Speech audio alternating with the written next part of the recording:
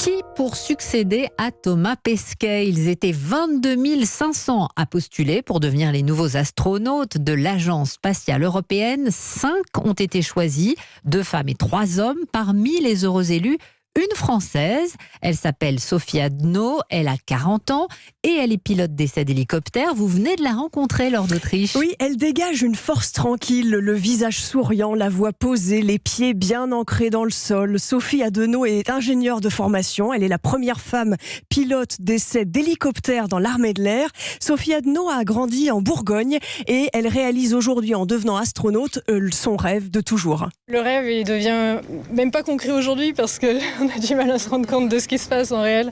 J'y ai travaillé, j'ai beaucoup travaillé. Tout est à construire. En tout cas, pour moi, c'est un grand saut dans l'inconnu. Je pense que j'ai grandi avec l'âme d'une exploratrice. Toujours essayer d'aller chercher un petit peu plus loin ce qui se passe. Et puis revenir auprès de ses pairs avec un œil nouveau.